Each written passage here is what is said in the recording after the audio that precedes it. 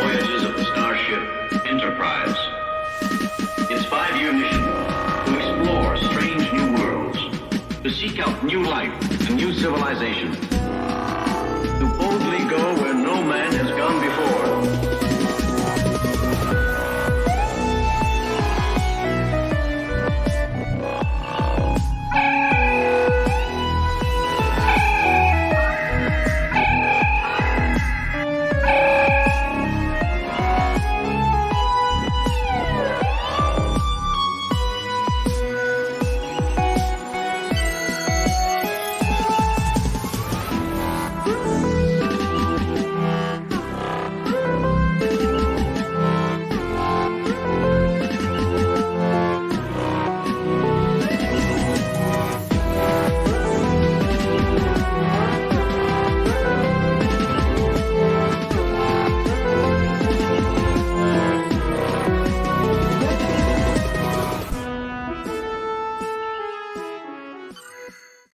Good evening, everybody. Welcome to another episode of The Landing Party. I'm your Captain, Graham Nolan, and the captain's log is 2405.22 tonight.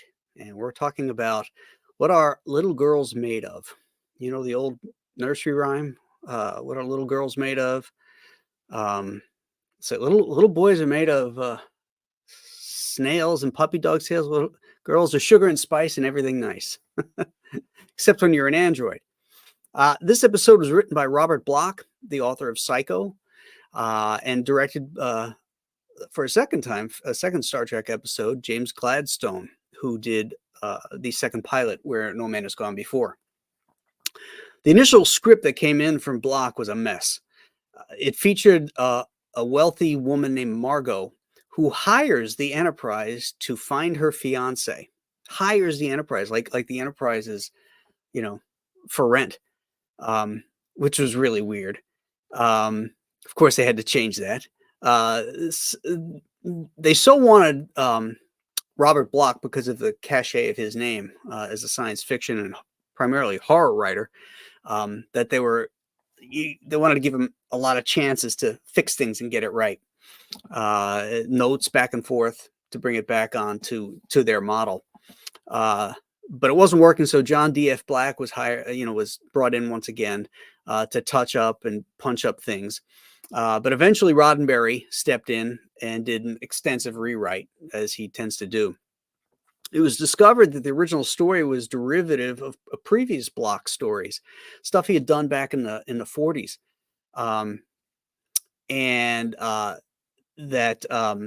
and he also kind of copped some of the ideas from his idol, which H.P. Lovecraft. DeForest Research was the company that Roddenberry and Star Trek used to check on various research that they needed, whether it be scientific things, what's possible, historical stuff. They're the ones who discovered that this script resembled a Voyage to the Bottom of the Sea script as well, or episode, and they wanted to avoid a lawsuit. So one of the changes that was made in the final script was to reveal that Corby himself was an android. And this surprise was a payoff twist because it really helped the episode, and it was never in the original script, and it was only added to avoid a legal dispute. So sometimes creativity comes out of necessity. The character of Margot was changed to Nurse Christine Baker, then to Christine Ducheveau, who was in Black's original script, The Naked Time. Roddenberry, who was having an affair with Majel Barrett, was looking for a spot for her in the show, and he changed the nurse to Christine Chappell in this script, and then went back and changed it in his rewrite of The Naked Time, so that now Chappell would be a reoccurring character, and she would be on the show. This is only one of 3 episodes that Dr. McCoy does not appear in. DeForest Kelley was signed for 7 episodes. His wife thought, do this show. The 7 episodes will pay for our house. And then you could move on. Well, we all know how that worked out. He became, one of those beloved characters on the show. But this is only one of 3 that he doesn't appear in. The other 2 are Errand of Mercy and The Menagerie Part 2. Here's a bit of trivia for you. Crewman Matthews, he's the guy who got pushed down the bottomless pit by Ruck, is the first official red shirt death. So there you go. If you're ever at a bar and they do a trivia night and they want to know who's the first red shirt, you can tell them that it was Crewman Matthews. So that's it for the captain's log. Let's bring the team in here. First up, we have Beam Me Up Aaron. Hello, Aaron. Hello. I'm going to let you get everybody else in here, but I'm going to start by complaining about this episode. But we'll wait till everybody else is in here before I do that. Okay. And we have the lovely, that Star Wars girl, Anna. Hello, Anna. Hello. Hello. And we have the man who met William Shatner himself, Mr. Ron Garney. Now, there's more. I found out there's more to the story about when he met Shatner.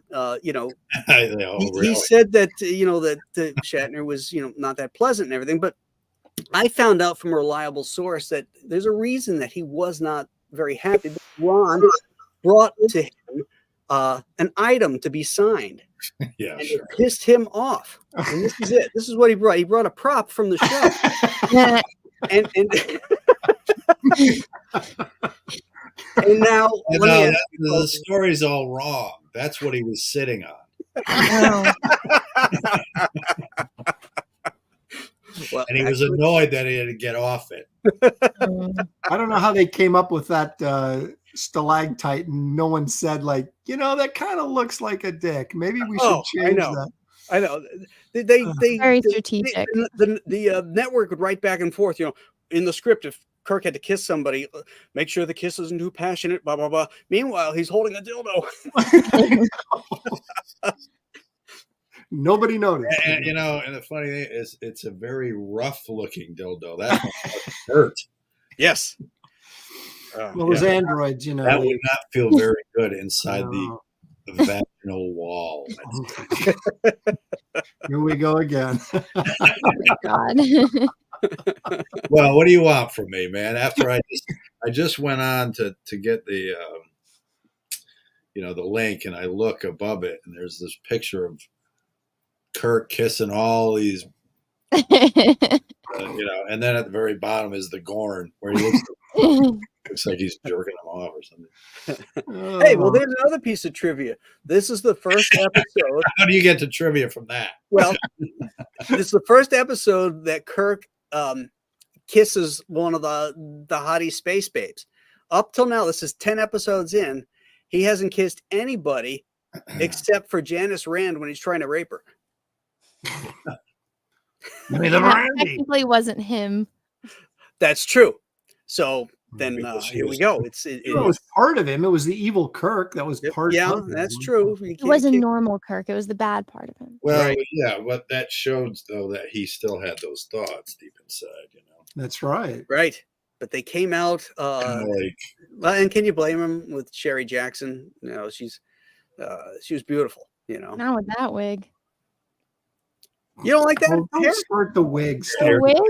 Here comes the claws. It's odd. That wig is awful. Hair, Anna. It looks like an upside down broom. She's gorgeous. The 60s, Anna. Oh, this girl looks pretty, but the other chick, no. No, we're not talking about Nurse Chapel. We're talking about Janice. Janice Rand. We're not. Oh, no, we're talking about Andrea. Hair, please. Oh, jeez. Yeah, Janice Rand. She's not even in this. Yeah, she's not in this episode. All right. Here's my question or my possible complaint. The very last episode. I need some clarification, Graham. Yeah. What script was written first, this or Naked Time?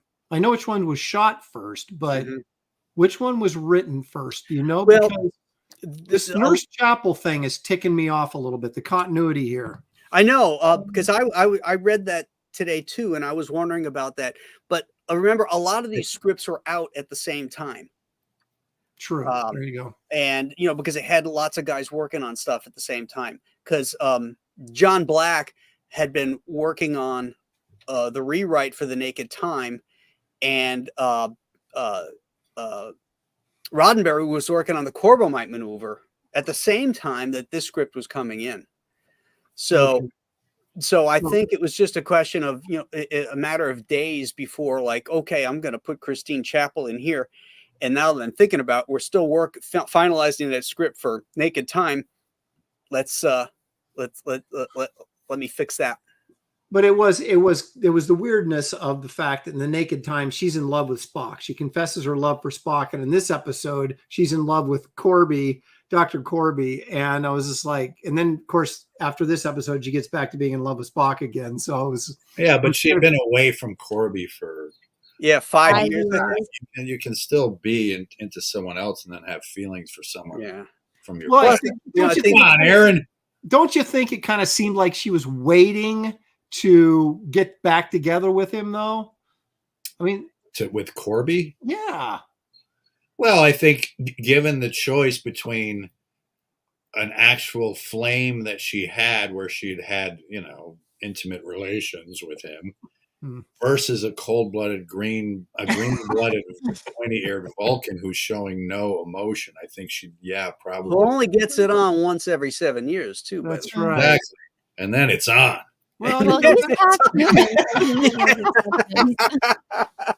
I mean, it's just like it's on like Donkey Kong. Oh my God. about that 7 years of that buildup. Well, you've almost convinced me, Ron, that maybe that would work. I'm glad I could help you in your time of need, Aaron. It's okay. Yeah. It annoyed me too, Aaron. And thank you, Anna. And don't you also think, and again, this could be just, you had, like I said, a bunch of scripts being written at the same time, but I almost felt like Nurse Chapel was on the ship for the specific reason of going to find Dr. Corby. Because remember at the end, she's talking to Kirk, and then Kirk says, she's decided to stay with us. Mm-hmm. So you didn't get the feeling that she was part of the 5-year mission crew, that she was just added, and that. Yes, I agree. Why does that make a difference? Well, because it relates to, if this was the first time we'd seen Christine Chapel, I'd been okay with it. But since it was in the Naked Time, which was an earlier episode, it doesn't match up with what they did in the Naked Time. That's why I'm bringing these things up. Right. Well, so in the Naked Time, she was treated as an established crew member. Yeah, there was no introduction to her. She had turned in her resignation because she was going to go and be with him and leave Starfleet, and she changed her mind because he was an android and died. Okay, I'll give you that. But that's probably a million ways you could. Well, then give me a couple of lines of diadialogue to support that. That's all I'm saying. Jeez. Oh my God, Aaron. Listen, Roddenberry, you need a. If Roddenberry's rewriting all these scripts, he should have been on top of that. That's all. Here's what doesn't work for me is that we don't find out until towards the end that Roger Corby is in fact an android. But at one point, Kirk says, "You've proven something to me, Doctor. You've proven you're dangerous." And he goes and he grabs that rope and he wraps it around his neck to choke him off, and he loses his breath and all that. Well, an android wouldn't be, the Kirk android says androids don't eat, Miss Chapel. Well, they don't breathe either.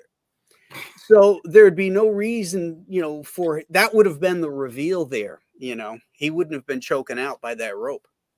That's a bit of a cheat. I agree. But I did think of that when I was watching that episode. I think, my humble opinion is you guys are reaching for things. We're nerds. Just I didn't say that.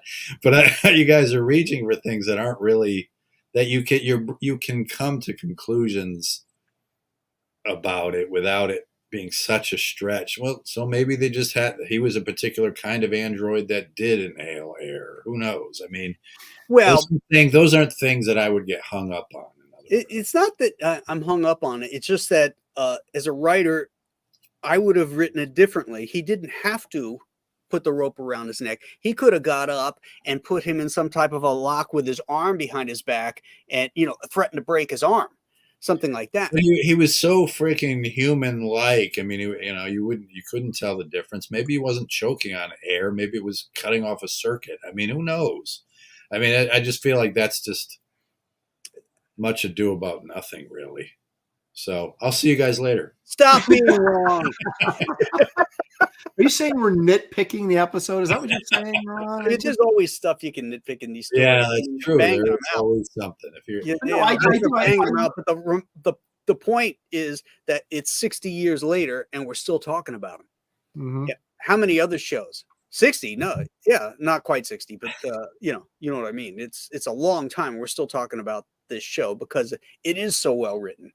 It's just those little things, that catch you, which are just fun to talk about is all. Sure. It's like, you know what it is? It's like somebody who's lived a rich life and their priorities are so out of whack because when they get older, they make a big deal about the silverware being on the wrong side of the plate. That's what you guys are right now. Oh my God. No, look at we approach this. You guys are nitpicking to the point of complete like prima donnahood. I mean, who cares if No, wait a minute. Star Wars girls calling us a nerd. I'm telling you, this is from a writer's standpoint, right? You sit there and as we're writing our own books right now, and self-publishing. And so you start thinking about stuff that maybe you wouldn't normally think about when you're doing that. But are you writing for a half an hour or an hour TV show with commercials and on a tight schedule and budget? Hey, that's irrelevant. Yeah, well, it can be. Story is story, and it has to flow. Yeah, but that's my point. That those things aren't something that really I feel are ruining the story for me. That doesn't ruin the story because wouldn't an android not be? He wouldn't breathe at all. So why is he choking? Well, there's a million ways you could get around that. I mean, look at. But there's a million ways you could write it so that it doesn't make a reveal or yeah, but you have to have some artistic. You have to have some artistic license in it too. You've got a peak moment there where he grabs Corby and stuff, but you need the drama in it. I mean, because it would ruin the reveal anyway if he didn't look more human in that moment anyhow. I mean, you just have to take some artistic license with some things. Well, and I guess you could theoretically argue we don't know how much of him his android, right? Because he said when he was frozen, his legs were gone, and so maybe part of him is. Well, that's true. That's true. He said his legs and he was almost. Right. I thought they said that they built him a new body, though. With that. Well, that's how it looked like the machine worked. It looked like cake frosting or whatever. Yeah. Now look who's Bob, not butthurt about Shatner. No. Now look who's nitpicking. Cake frosting. No, I'll tell you. Yeah. No, seriously.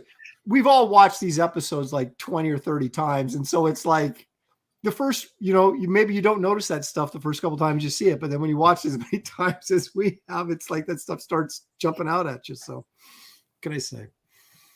Yeah. This is a good solid episode. It's yeah, I thought it was good. Yeah, it's got some cool stuff in it. Yeah, I like the big dude. That's what I wanted to talk Ted about. Cassidy. That was Ted Cassidy, wasn't it? Yeah, that was Ted Cassidy. Yeah. I loved what they did with him by padding him up.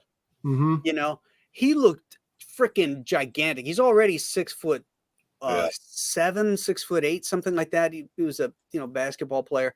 But then you pad him out like that, and the way he kind of hunched over and he moved towards Kirk, like crouching down, and then he picks him up like he's a rag doll. Yeah, that was. I mean, the sense of power that this character had was really, really cool. I thought. Yeah, he was genuinely scary, and as a kid watching this episode, this was my favorite character in the thing because he was like the Frankenstein monster or something. He was just really creepy. Yeah, and they padded him up really good, those shoulders, and then even the arms. Yeah, down. And menacing, and that part where Kirk once again, or maybe this is an earlier. Maybe the first time Kirk outsmarted a computer, but he's probably the smartest guy in the universe because he's constantly outsmarting computers. But when he got him to turn on Corby and he grabs him, and Kirk goes, "Oh, yes, that is the equation." The old ones, yes, the old ones. It's funny because you look at him, there, and then you think about he was on Addams Family. Yeah, and then there was who was the other guy that was real big like that? Who was in the Twilight Zone episode? Where it's a cookbook. Oh, Richard Kyle. Yeah, Richard Kyle. Jaws and Yeah. 007 movies too. Yeah. Was he Jaws too? Yeah, man. Yeah, Jeez. And then you had Andre the Giant. Those were the three giant guys. Yeah, Chuck Connors was a big guy too. He was 6'6", 6'5". He was also a fucking pedophile. Chuck Connors? Yeah, he was into boys, I guess. No. Yeah, no, he was. No, he You're wasn't. ruining Graham's. Look it up. I'm destroying Graham's. Yeah. This is worse than your experience with Shatner now, because he hung Ron's with me. making- You guys keep bringing up Shatner, not me. But Ted Cassidy was also in Butch Cassidy and the Sundance Kid. No, that was Richard Kyle. No, Yes. nope. Yes. You want to bet that phaser you own? Nope. Yes. Nope. Wasn't there another one of those? Wasn't he in Pale Rider too, or something? Wasn't one of those guys in Pale Rider? I don't think he was in Pale Rider. I can't remember. I thought there was a big dude in Pale Graham, whenever I'm absolutely positive that I'm right, I'm almost always wrong. So I'm not betting anything, but I'll bet you that phaser that you own. No, I'm in pretty sure it was Richard Kyle, but in another quantum reality, you're right. Hey, Dan. Oh, Good to see All you, right. buddy. Hope you're feeling better. Oh, hey, made man. it through. Made it through. He said back surgery. What did he have? He had surgery. Neck surgery. Yeah, neck. He went What through his happened? neck, and he had stenosis in his neck and had to have that. Yeah, that sucks. I have mild stenosis in my spine, but not Do you? I don't need an operation or anything. Okay. I'm sorry. I hope you heal well, dude. Yeah. He just went in today, and I guess he's coming home tomorrow. So that's good. All right, I was wrong. I just looked it up. It was Ted Cassidy. You can ship that phaser to. No, I didn't bet. Oh, I said I oh. wasn't going to bet because I. Yeah, you just confident. you see Aaron disappear.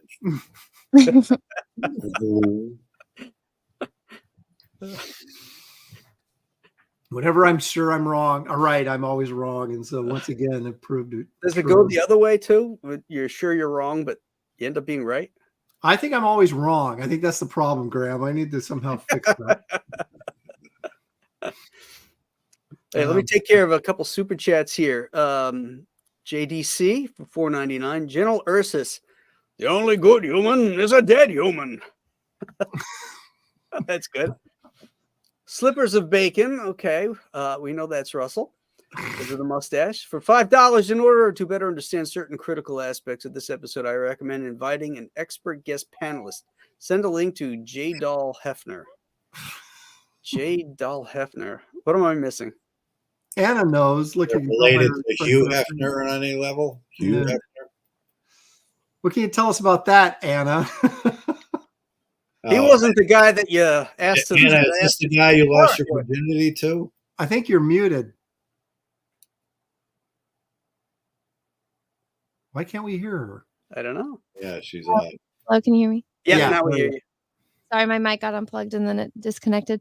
Okay, so J. Dahl Hefner is a gentleman that's been a guest on the Jack Show many times. He lives in Memphis, Tennessee, and he wants to be the Hugh Hefner of Real Dolls.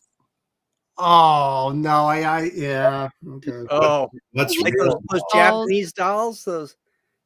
What's real? I don't know if they're all from Japan, but he has a YouTube channel about all of his dolls. I He saw takes them part to- of that episode. Yeah. Ugh. He takes them to places like Dollywood, or one time his family was having a family reunion at Cracker Barrel, and he took one of them.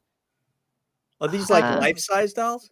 Yes, Yeah, yes, they're they're- life-size real dolls. So You know the kind harem kind of dolls. Then what's real dolls and who is this? they're life-size sex dolls. Oh, okay, and this guy's into all that. He's the Hugh Hefner of real dolls. Okay. All right. That's the show she wants you to go on, Ron. Just let How me know. far down the hole we've gone? In this Yes. country. And that was not the proper word to choose. Stealth X5, $2 says hello. No, that was exactly the word that you. Russell is back at it for 5. Was this the first episode where Captain Kirk used a giant pink dildo to attack an adversary? Yes, it was the first one.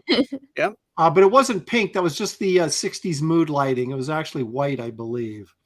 Oh man, he had bone spurs on that.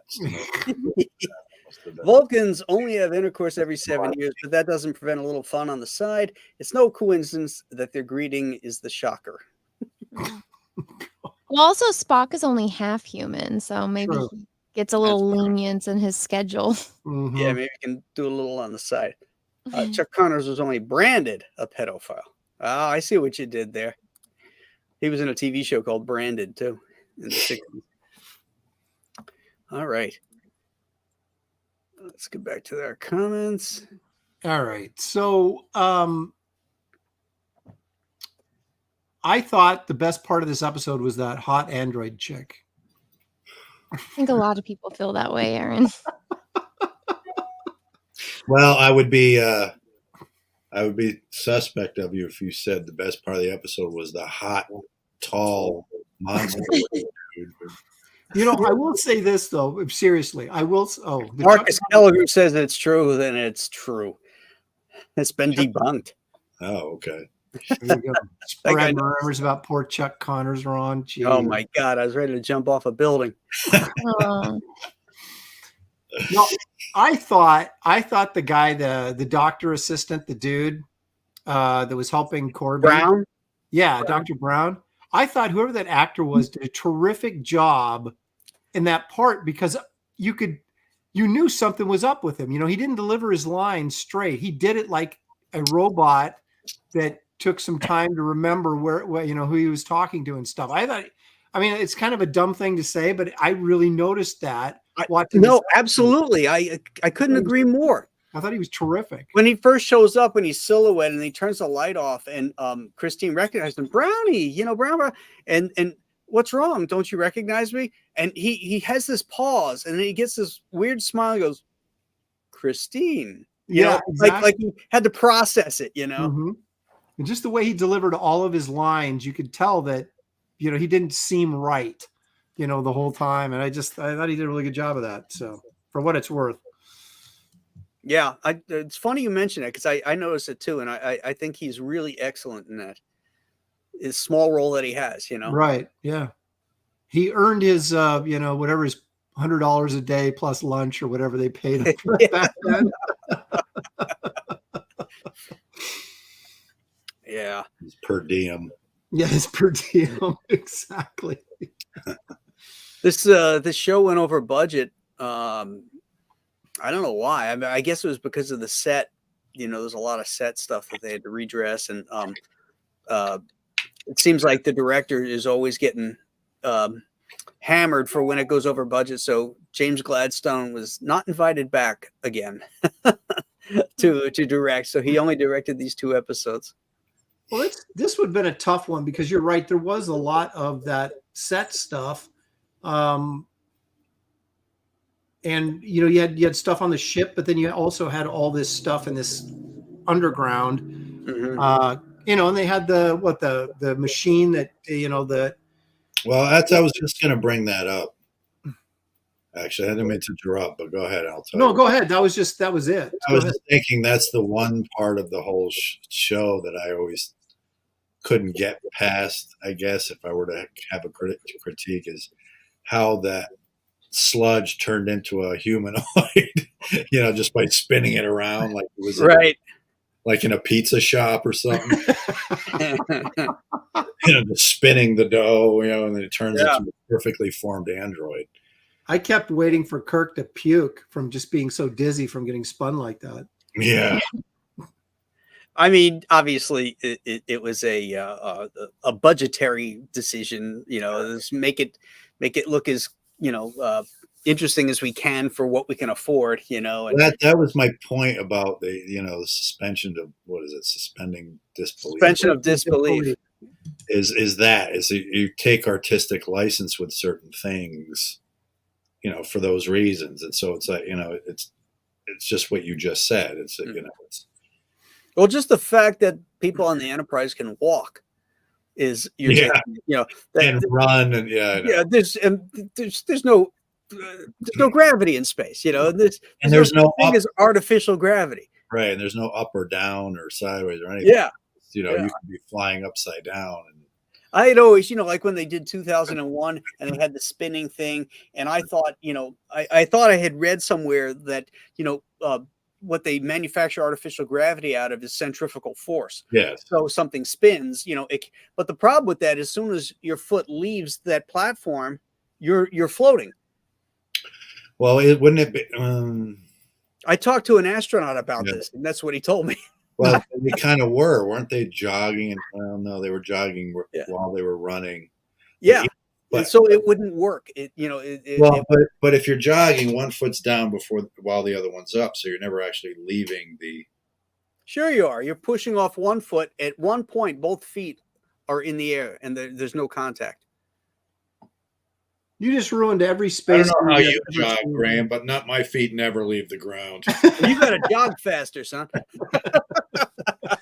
I can jog 60 miles an hour. Yeah, you just ruined Alien for me. Now, how do they do that in Alien? Yeah, but it's one of those tropes that we accept.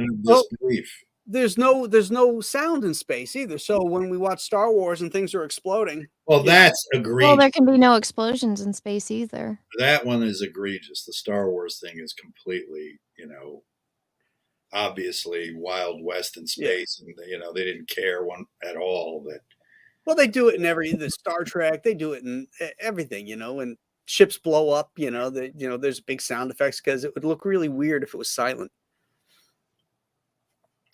What did they did do it? They did it properly, and I think it was it Battlestar Galactica? Nope. No, in the remake. Oh, the remake. Yeah, they did it that way.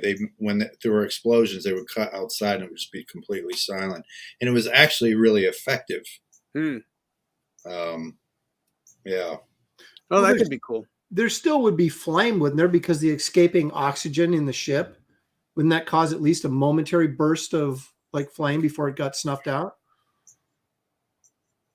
If you blew up, however the oxygen got sucked up by the fire would be, Sure.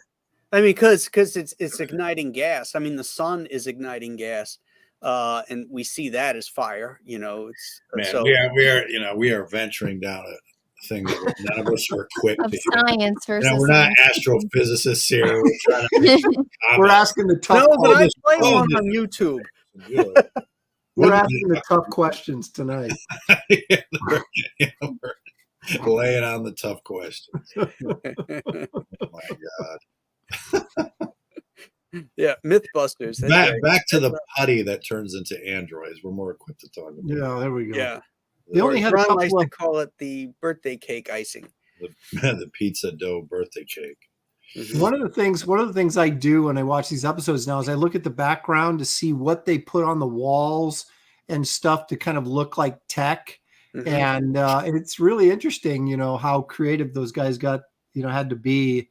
Like even that machine where they turn the knobs to, make you. Graham, can you take Lurch off now? Oh yeah, sorry. I'm looking at him. It's like creeping him out. He's like, I don't want. Sorry about that. Yeah.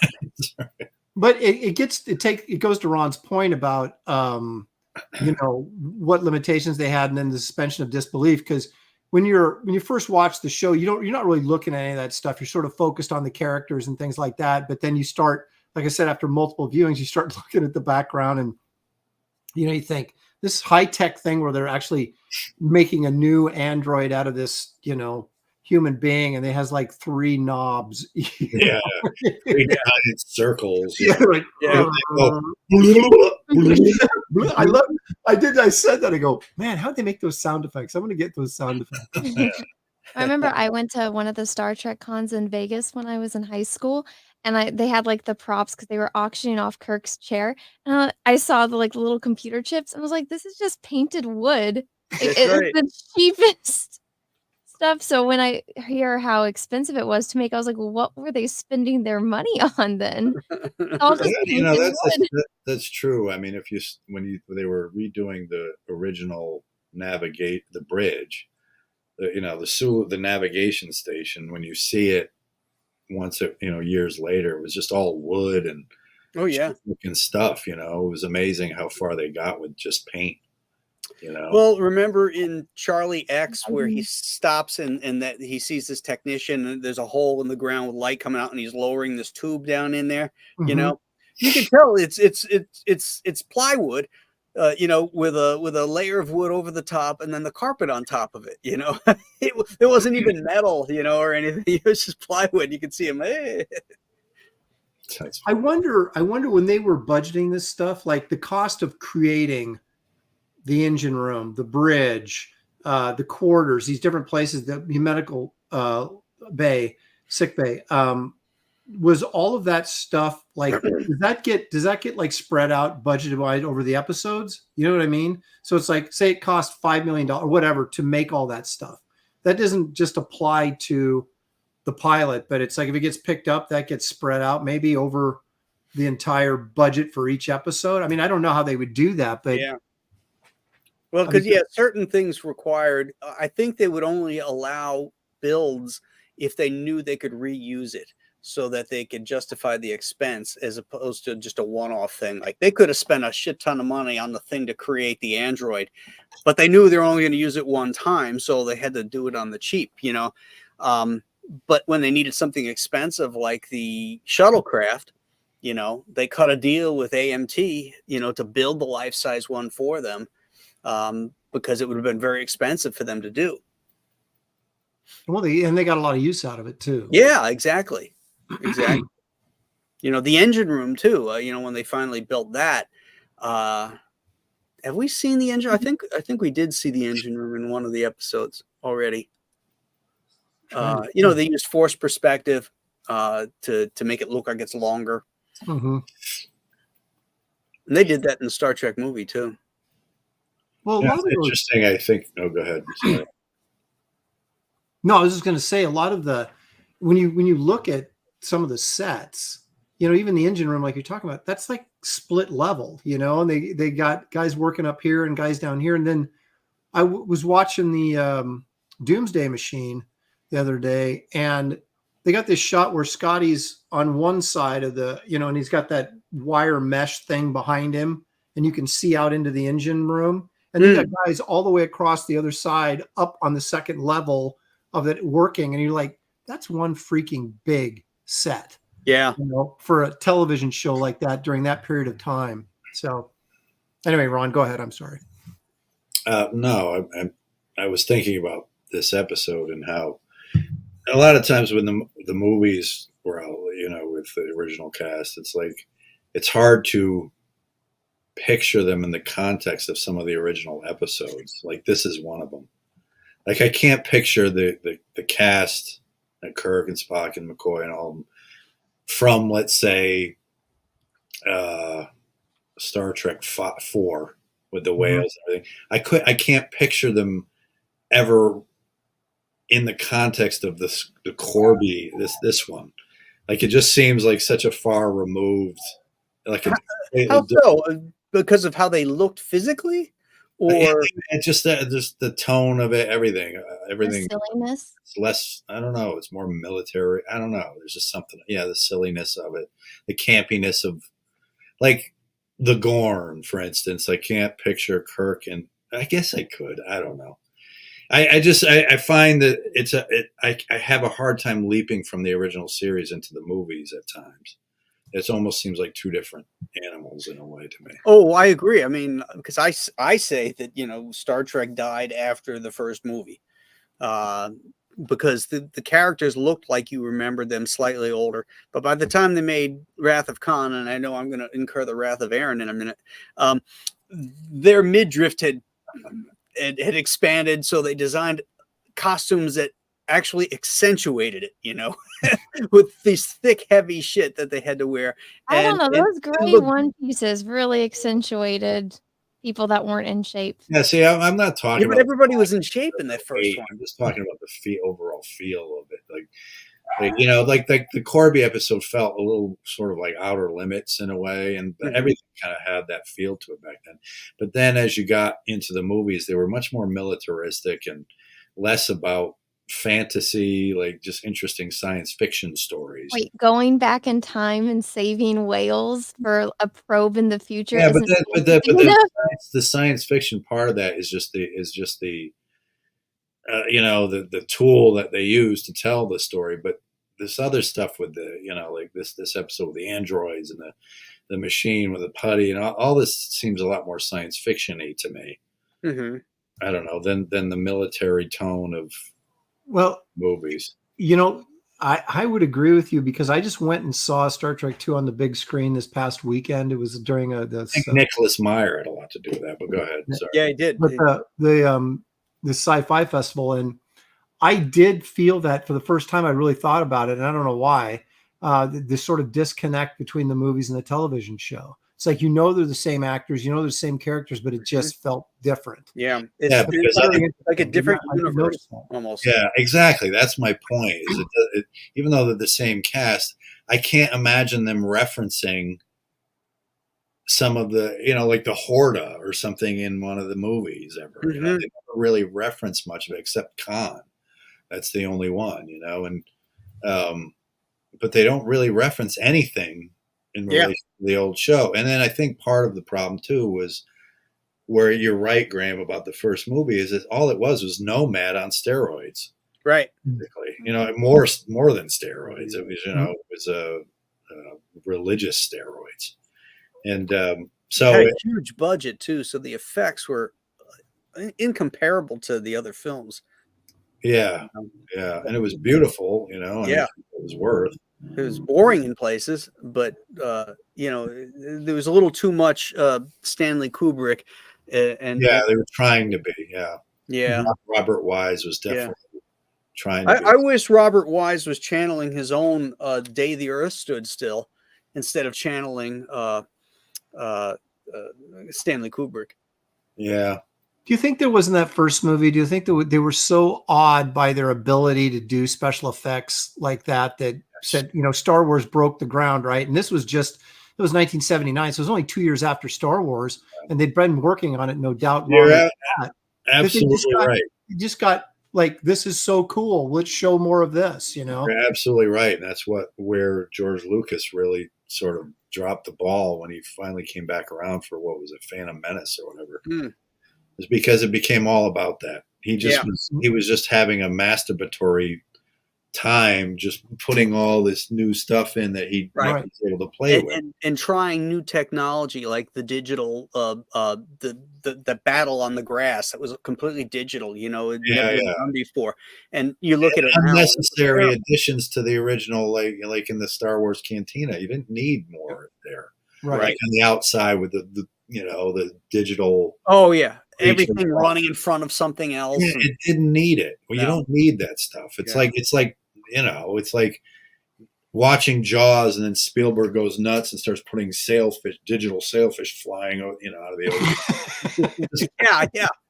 What's the point of it? There's just no point other than you indulging yourself. Yeah. Right. You know. Now, to play somewhat of a devil's advocate, you know, the advent of technology, when you go back and you fix things that were dependent on it but didn't have it.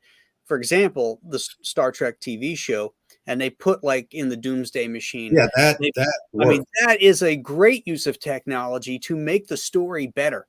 Yeah, no, that definitely worked because the story is still intact. And it's still the star of the show. Right. So and nothing they're doing is distracting from that. The effect supported it, whereas like say some of the Marvel movies, for instance, it was like the story, or the Godzilla movie it's just there to the actors and the stories there just to support the effects. It shouldn't be like it should be the reverse, you know, like, and it looks great, Godzilla, Kong, and you know, and they look great, you know, and I would say King of the Monster, the last one, what was it, King of the Monsters, where he fought Ghidorah and Rodan and all that, the new one.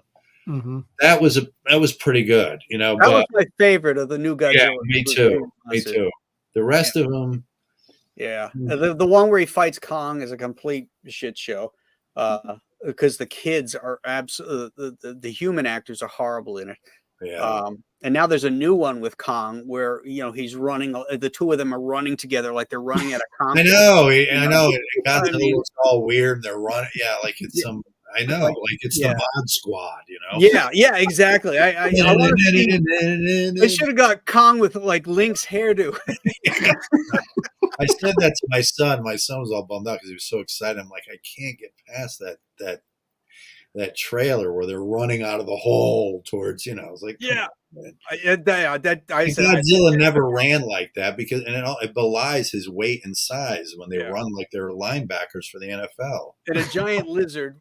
Kong I can get past because he's an ape and they're agile, but not Godzilla. Godzilla's just this lumbering mass. Yeah. But then you look back at the old movies and what's that? He doesn't have to run. Yeah, exactly. Right, but then you look at the old movies and he's like flying along the ground on his tail. Yeah. Yeah. Their old pal Kino Reviews is here. Thank you for that $9.99 super chat. Star Trek II is the poor man's great white whale novel. Hail from the chat in Graybeards. All right. Very cool. Yeah, they were discussing Star Trek 2. I had to blow up a couple of people in the chat for bad mouthing Star Trek 2, but I must have sent them over there. Yeah, you probably did. Graham sent me over here. Hey, everybody in the chat, following this show at 9:00, I'll be closing down the Return to Monster Island campaign. So, I'll put the link into, if you're subscribed to this channel, you'll have gotten the link. If not, it'll be in my Twitter feed and other places. So come on in and join the party. So Anna, which side of the bed was he sitting? Oh my God. Look, I got to get out of here before 9:00, Ron. I thought you forgot about it. Yeah. The Garn man. Were you on his right or were you on his left? Oh my God. I'm just teasing. All right, let's give a rating, Aaron. I Captain. I loved Rock. I used to think his name was Rock forever. Me too. Rock Protect, but it was Rock. Yeah. And the babe android, Who's Rock? Lurch. Cassidy. Oh, Lurch. Right. But I thought there was some really creepiness in this episode. There was some odd stuff that we talked about. I'm going to give it I'm going to go ahead and 7.5, 8. Kind of undecided. 7.5, 8 in that area. Okay. Anna? I'd say like a 5.5. 5.5? Yeah, just because I liked it. The way that it started out was really strong and interesting. I felt like the entire thing, though, it reminds me too much of the Flintstones. Like they took the set from the Flintstones. Oh. It looks like if you just switched out a couple of the characters with or all of them and just put the Flintstones in there, it'd be the perfect set for it because they live in with the popcorn ceiling. Some of the uncut footage shows Kirk in the shuttlecraft with his feet running along the bottom of the shuttlecraft. Yeah, well, I mean, I really, really like it up until the ending, and it's just like I felt like they just kind of, or I could be wrong, maybe it was always the plan, but the way that he dies, it's just so, like she just comes over and kisses him and then just kills them both. I was like, well, that was really anticlimactic. It wasn't Kirk outsmarting him or anything like that. It was just she just malfunctioned. Doesn't Corby do it? Like she's got. Well, I don't know. I just rewatched it Corby this morning. kills himself. Yeah, Corby pulls the does trigger it himself. Are you sure? Yeah, positive. Pull up the which tape. means I just watched I'm it not this betting. morning. In the original script, it was they just went next to each other, and the phaser misfired, and that's what killed him. But then they changed it to. I rewatched it this morning because I was like, changed it. They changed why do I it. never watch this? And I forgot the ending. The original script had him being eaten alive by Dino the dinosaur. Yeah, that would have been funny. The crossover we never got. Those Yeah, ribs that Fred pulls into his, Yeah. that's Yeah. Corby. Yeah, so I don't know that the ending Bronto just bothers me. I thought it could have been much better. And also like when the Horta episodes comes up and it's like this big thing about you can't kill the last of its kind. And then Rook, it's like, well, he's the last of his kind from this legacy of androids that could have given them all of this technology. But Yeah. instead it's like, no, let's just destroy him. Let's destroy all of the androids and then let's never talk about this technology again. Mhm. I mean, there could be people that are dying of like, I don't know, some disease that they haven't cured yet and could just get an android body and live. Wait a minute. What about the second Like episode? Pike. Harry, what about the Pike second? would have been so happy if they wouldn't have, or maybe they could have taken him to that machine. Well, what gotten a about body. what about Harry Mudd's second episode? They were like recreating bodies. Remember in that one? Yes, I know. There's so many times when they never get mentioned. Well, those ones were kind of crazy because they're like, we need to take over humans and like run the galaxy, and then Yeah. they have to make them all whack out. But this one, it's like Oh. you have this technology, like somebody like Pike that needs a new body could really kind of use that and just have an android body as compared to being in the chair the rest of his life or being in a zoo. I don't know. Right. Out of those two options, I'm pretty sure in that situation, I'd prefer just having an android body and not being in a zoo, Yeah. right? You know, Well, I think it sucks that the library at Alexandria burned down too, but Oh, that shit happens. Didn't the Germans burn that shit?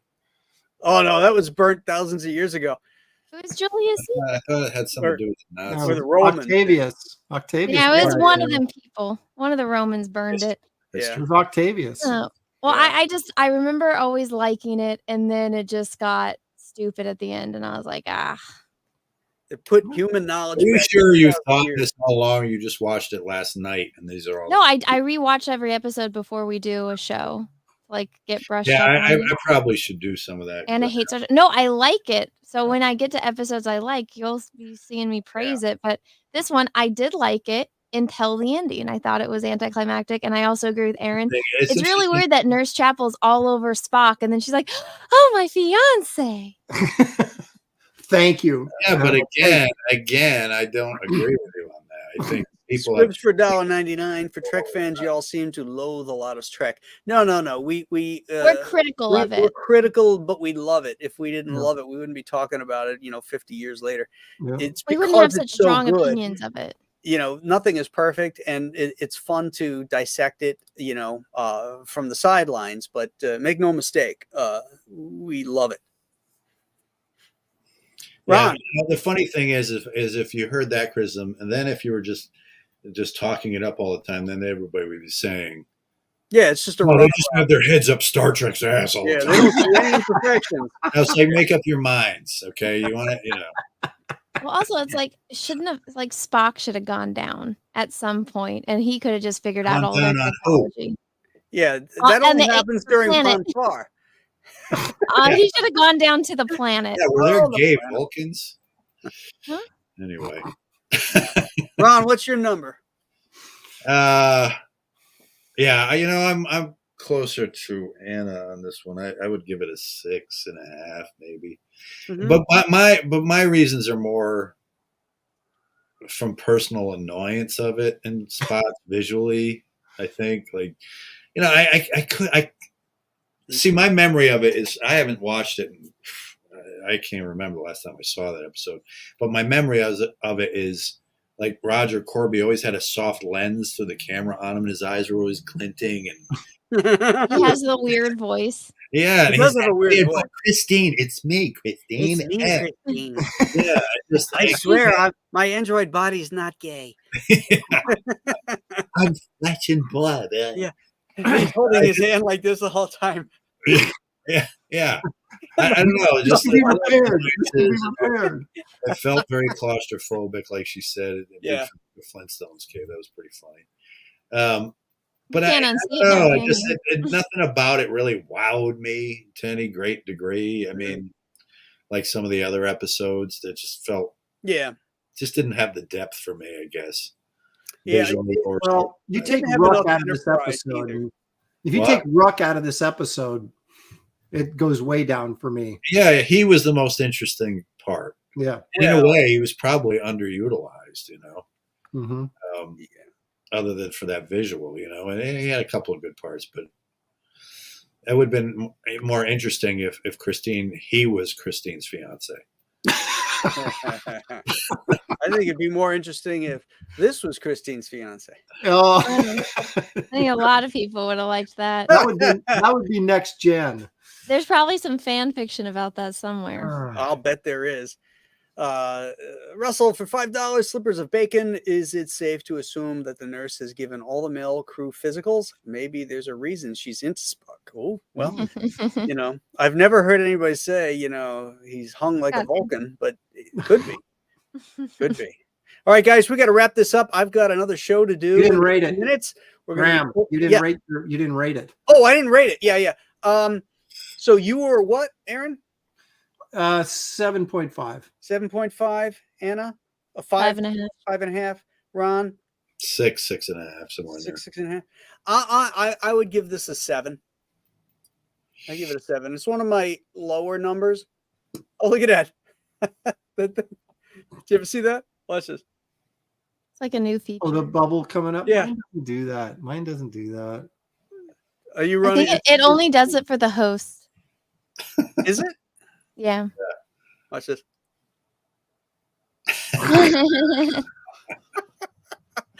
It's part of the new Apple operating system. Maybe I don't have the new operating system. Maybe that's my problem. Yeah, I gotta get it. I'm due for an upgrade myself. All right, my friends, thank you so much. Next week, we're going to have a special guest. Come on. The wonderful writer, Mr. Mark Miller, is going to be on. Oh, really? Yeah. He's a big Star Trek fan, and he wanted to come on, and he said, how about next week? I said, well, okay, we're going to be talking about Dagger of the Mind. So that's our episode, Dagger of the Mind, next week. Ron, you have homework. Well, that one I remember better than this one. Okay. I just remember Helen talking Dr. to Helen Noel. Right. Remember that night you unzipped my, You have a lot to look forward to, folks. So until then, I hope I'll see you guys over at the closeout party. And I'll be drinking. I hope you are too. Until then, we'll if I don't see you there. Yeah, Graham, you didn't bring any whiskey this time. What's wrong? That's because I'm bringing it for the show afterwards. So. For the party stream. You still wanted to be